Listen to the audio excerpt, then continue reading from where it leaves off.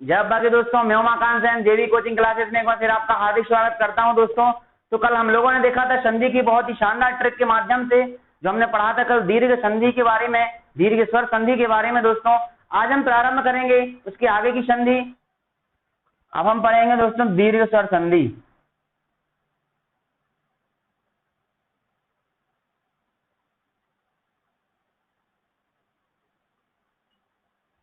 दीर्घ स्वर संधि दोस्तों हमने कल पढ़ लिया था।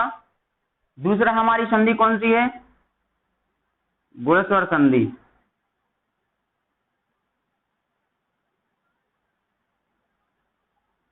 गुण स्वर संधि। दीर्घ की शर्तें मैंने आपको कल बताई थी, इसको एक बार रिवाइज कर लेना। अब यहां पर लिखेंगे दोस्तों हम गुण स्वर संधि की शर्तें। आ के साथ ई को मिला दिया जाए या बड़ी ई को मिला दिया जाए तो ए बन जाता है दोस्तों। ठीक है, अगर बड़ा आ के साथ अगर ई को मिला दिया जाए या बड़ी ई को मिला दिया जाए दोस्तों तो ए बन जाता है दोस्तों। ठीक है, अगर आ के साथ अगर ऊ को मिला दिया जाए या बड़ा ऊ मिला दिया जाए दोस्तों तो ओ बन जाता है दोस्तों। क्या बन जाता है? ओ बन जाता है। अगर बड़ा आ के साथ ऊ या बड़ा ऊ मिला दिया जाए तब भी दोस्तों क्या बनता है? ओ बनता है। देखिए यहाँ पर ओ बन रहा है, ओ बन रहा है। इसका मतलब क्या है दोस्तों? इसमें आती है आ की मात्रा, और जो गुण संधि होती है इसमें या तो ए की मात्रा आती है या इसमें ओ की मात्रा आती है। ठीक है दोस्तों, तो ये हमारा क्या हो जाता है? ये हमारी दूसरी संधि जो है दोस्तों वह कौन सी है? गुण स्वर संधि है। गुण स्वर संधि कौन सी होती है? जिसमें दोस्तों हमारे कौन से आ के साथ में ई मिलकर, आ के साथ में ई मिलकर ए बनाते हैं, और बड़ा आ के साथ ई मिलकर ए बनाते हैं, और आ के साथ ओ मिलकर ओ बनाते हैं, और यहाँ पर बड़ा आ के साथ ओ मिलके भी ओ बनाते हैं। तो ऐसे जो वर्ण होते हैं दोस्तों वह कौन से होते हैं हमारे? वह होते हैं दोस्तों हमारे गुण स्वर संधि के उदाहरण होते हैं दोस्तों। यह कौन कौन से होते हैं जरा हम इसके उदाहरण देखेंगे। जैसे कि मैंने आपसे कहा दोस्तों देवेंद्र, देवेंद्र, गजेंद्र। ठीक है दोस्तों, देवेंद्र हो गया, गजेंद्र हो गया। अब देखिए दोस्तों अब हमें इसका करना है। तो देखिए शर्त हमारी यहाँ पे लिखी हुई है कि पहले आ आएगा। पहले क्या आएगा? आ आएगा। यहाँ पे हमें शर्त लागू करके चलना है। तो हमने यहाँ पे क्या किया, और मैंने आपको सबसे पहले दिन बताया था, संधि का विभाजन करते समय इस बात का याद रखिएगा कि जो भी शब्द का विभाजन करते हैं वह शब्द सार्थक निकलना चाहिए। तो देखिए देवेंद्र में से मैंने सार्थक शब्द क्या निकाला? देव, और यहाँ पर मैंने ई जोड़ दिया और इंद्र लिख दिया।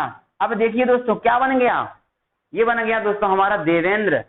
देखिए यहाँ पर वा के साथ आ का उच्चारण हो रहा है, ई यहाँ पर पहले से लिखा हुआ है। देखिए दोस्तों शर्त लागू, और क्या बन गया दोस्तों? वा में एक ही मात्रा लग जाती है। मैंने बताया था आपको एक ही मात्रा लग जाती है। तो इस प्रकार के उदाहरण आपसे पूछे जाते हैं। अगर आपसे पूछा गया गजेंद्र, गजेंद्र का संधि विच्छेद करिए। देखिए गजेंद्र का अगर संधि विच्छेद करेंगे तो इसमें सार्थक शब्द क्या निकलेगा? गज। क्या निकलेगा दोस्तों? गज निकलेगा। अब देखिए हमें यहाँ पर आ भी चाहिए। आ क्यों चाहिए? क्योंकि हमारी गुण स्वर संधि की शर्त होती है कि शुरू में आ होना चाहिए। तो देखिए यहाँ पर आ होना चाहिए, और यहाँ पर मैंने क्या लिख दिया? इंद्र लिख दिया। तो क्या हो गया दोस्तों? हमारा गजेंद्र हो गया। इस प्रकार के जो उदाहरण होते हैं दोस्तों वह हमारे गुण संधि के होते हैं दोस्तों। अगला हम करेंगे दोस्तों कौन सा? अगला हमारा रहेगा इसका नरेश। क्या रहेगा दोस्तों?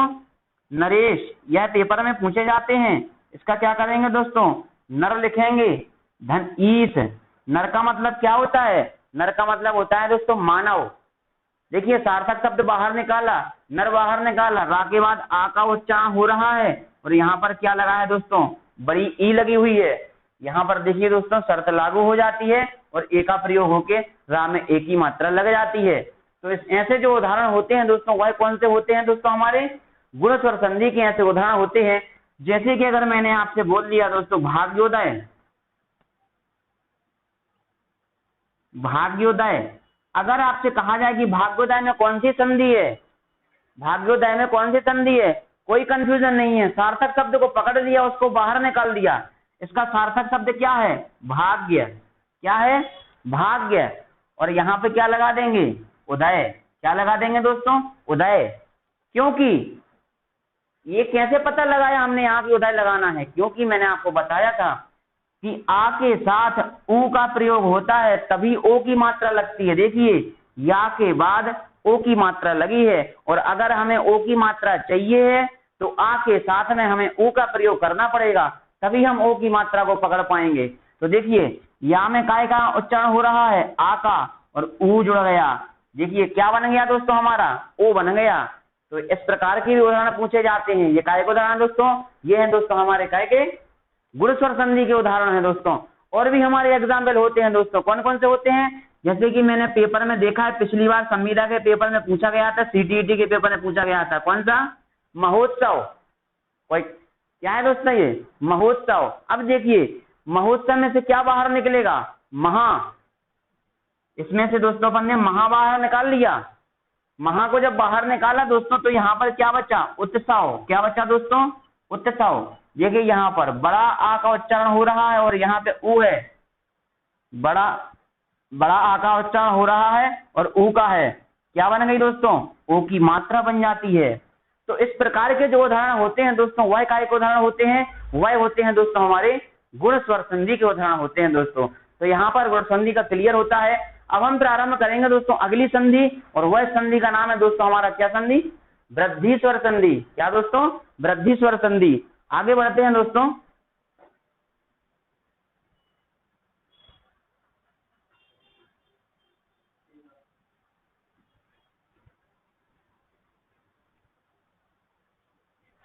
देखिए दोस्तों अब हम देखेंगे अगली संधि कौन सी, वृद्धि।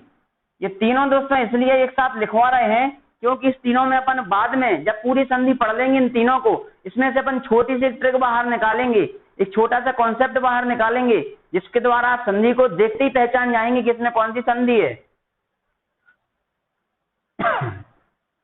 अब निकाला दोस्तों हमने वृद्धि स्वर संधि। अब देखिए वृद्धि स्वर संधि में दोस्तों यहाँ पे ए की मात्रा लग गई, यहाँ पे ओ की मात्रा लग गई। अब दोस्तों मात्रा काय की बची, अब मात्रा बचती है दोस्तों हमारी आई की, और बचती है दोस्तों हमारी औ की। काय की मात्रा बचती है, आई की या औ की मात्रा बचती है। तो यहाँ पर ऐसे वर्ण जहाँ पे आई की मात्रा होती है या औ की मात्रा होती है, वहां वृद्धि स्वर संधि होती है। कौन सी संधि होती है दोस्तों, वृद्धि स्वर संधि होती है। अब जरा देखते हैं कि किस प्रकार से इन संधि के उदाहरण बनते हैं। देखिए यहाँ पे मैंने आपके साथ लिखा था आ के साथ मैंने देखिए यहाँ पर क्या बन गया था, ए। क्या बन गया दोस्तों, ए बन गया।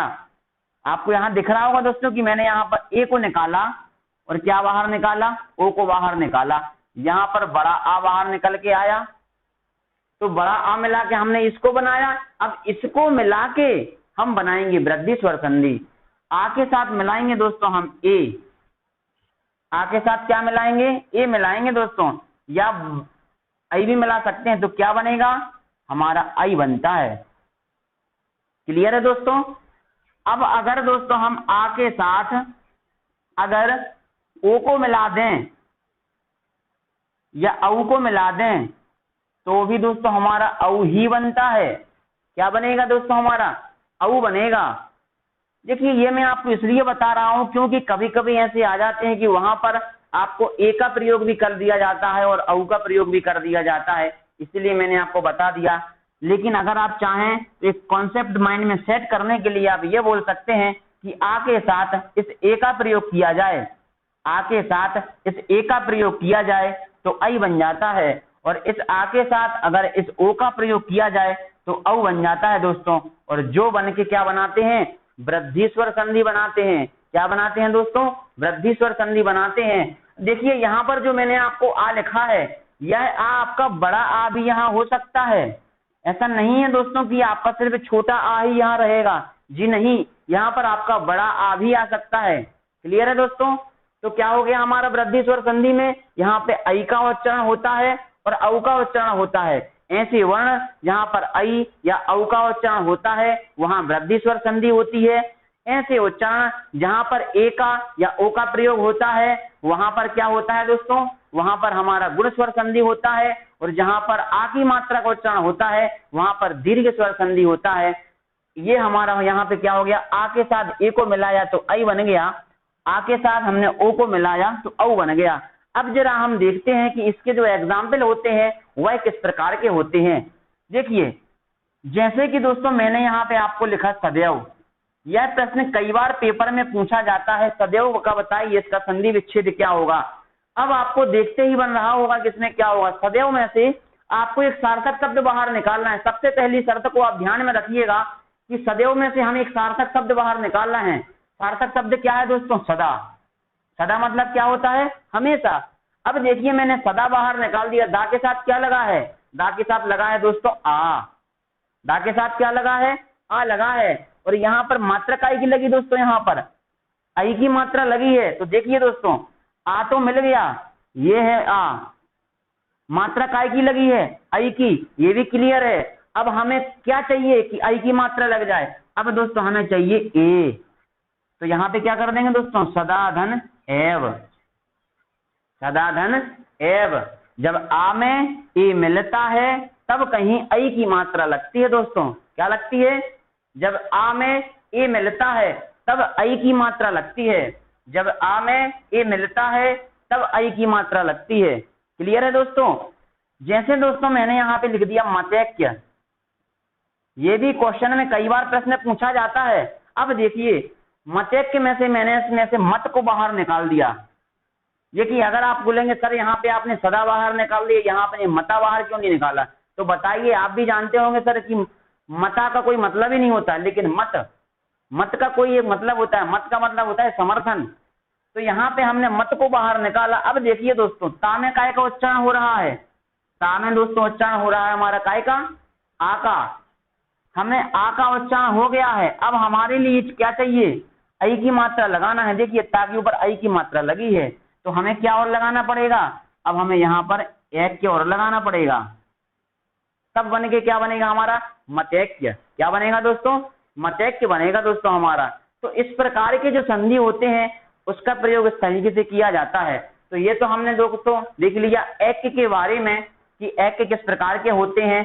अब हम इसका दोस्तों निकालेंगे कौन सा? इसका दूसरा भी होता है। जैसे कि मैं आपसे बोलूं दोस्तों जलोंध। एक उदाहरण और देख लेते हैं, थोड़ा परिवर्तन है उस उदाहरण में। देखिए, जलोंध। जलोंध में से आपको संधि विच्छेद करना है। जलोंध का संधि विच्छेद क्या होगा? तो जलोंध का संधि विच्छेद जो होगा दोस्तों वह होगा हमारा जल। इसमें से हमने जल को बाहर निकाल लिया, सार्थक शब्द है। जल को बाहर निकाला तो देखिए यहाँ पर ला के साथ काय का उच्चारण हो रहा है, आ का प्रयोग हो रहा है। और हमें काय की मात्रा चाहिए? औ की। क्या लगा है यहाँ पर? जलोंध। औ की मात्रा चाहिए।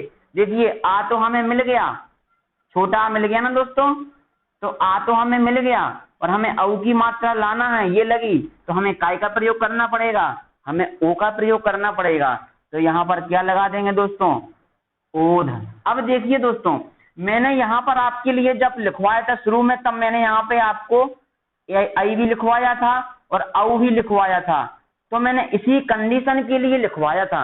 इसका ओध ना होकर इसका ओंध हो जाता है। इसका ओ और औ मिलके औ बनाता है। इसीलिए मैंने यहाँ पे क्या लिख दिया? जल को बाहर निकाल के औंध लगा दिया। तो क्या बन गया दोस्तों मेरा? जलोंध बन गया। क्या बन गया दोस्तों? जलोंध बन गया। सबसे अच्छी पकड़ यही होती है कि हमें यहाँ पर आई की मात्रा चाहना है कि आई की मात्रा या औ की मात्रा चाहिए। क्या चाहिए हमारे लिए? और अगर हमें यहाँ पर आई की मात्रा चाहिए या हमें आई की मात्रा चाहिए तो आ का प्रयोग तो सबसे पहले हमें बाहर निकालना ही पड़ेगा। तो या तो हम मत बाहर निकालेंगे, यहाँ पर सदा बाहर निकालेंगे, यहाँ पर जल बाहर निकालेंगे। और जब सार्थक शब्द बाहर निकाल लिया जाता है दोस्तों, उसके बाद आसानी से हम उसका विच्छेद कर सकते हैं। तो इस प्रकार हमने क्या देख लिया दोस्तों? हमने देख लिया वृद्धि स्वर संधि के बारे में। अब मैं आपको संधि खत्म होते समय मैं आपको हल्की सी छोटी सी ट्रिक बताता हूं, जिसके माध्यम से आप इसको याद कर सकते हैं। इसको क्या कर सकते हैं दोस्तों? आप इसको याद कर सकते हैं। अब देखिए, इसको याद करने का सबसे अच्छा तरीका यह है दोस्तों कि दीर्घ स्वर संधि। दीर्घ मतलब क्या होता है? दीर्घ मतलब होता है दोस्तों बड़ा। क्या होता है? बड़ा। बड़ा। बड़ा तो पहले से था, थोड़े से गुण मिला दिए, थोड़े से गुण मिला दिए। मतलब क्या? आ की मात्रा तो पहले से लगी थी, लेकिन उसमें ए की मात्रा और लगा दी। आ की मात्रा तो पहले से लगी थी, उसमें एक ही मात्रा और लगा दी। उस एक ही मात्रा को क्या कहेंगे कि हमने थोड़े से गुण और मिला दिए। तो गुण का मतलब क्या है, हम गुण स्वर संधि की बात कर रहे हैं। जैसे ही हमने गुण को मिलाया तो उसके गुणों में क्या हो गई, गुणों में वृद्धि हो गई। गुणों में क्या हो गई, गुणों में वृद्धि हो गई, वृद्धि हो गई।